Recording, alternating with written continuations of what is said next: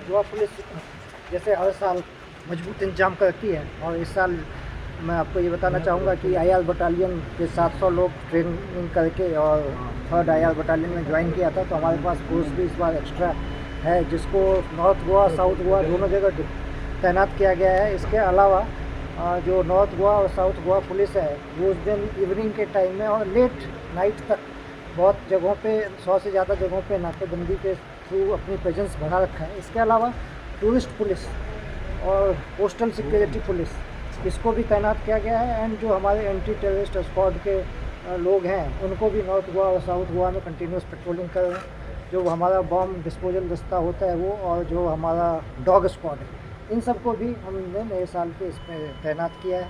और ओवरऑल जो विजिबिलिटी है उसको मजबूत किया गया है। पुलिस कंट्रोल रूम को भी खास तौर पे ये इंस्ट्रक्शन दिए गए हैं कि हर इंसिडेंट के ऊपर वो निगाह रखे, फ्लो ऑफ इंफॉर्मेशन फास्ट हो और पुलिस रिस्पांस काफ़ी तेज़ हो, सो दैट कहीं पे किसी भी टूरिस्ट को, सिटीजन्स को कहीं दिक्कत ना हो। और अभी आपने देखा है गोवा में काफ़ी फुटफॉल है, काफ़ी टूरिस्ट सब जगह, कोस्टल एरिया में भी और पेंजिन में और बाकी जगहों पे जहाँ टूरिस्ट स्पॉट्स हैं वहाँ देखे जा रहे हैं, और काफ़ी स्मूथ सब कुछ चल रहा है।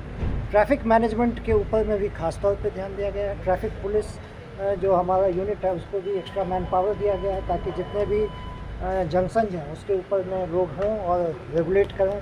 दिन के टाइम में भी और लेट नाइट तक भी ट्रैफिक पुलिस का भी प्रेजेंस रहेगा।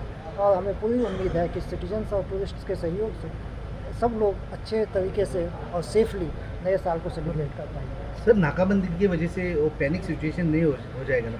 नहीं, हम अननेसेसरी किसी को भी हासिल करने की उसमें ऐसी मंशा नहीं है, पर पुलिस के प्रेजेंस से कहीं पे भी कोई हुलीगनिज्म है, कोई ऐसा एलिमेंट है, ड्रंक एंड ड्राइविंग है, इन सब चीज़ों के लिए ये बहुत ज़रूरी है।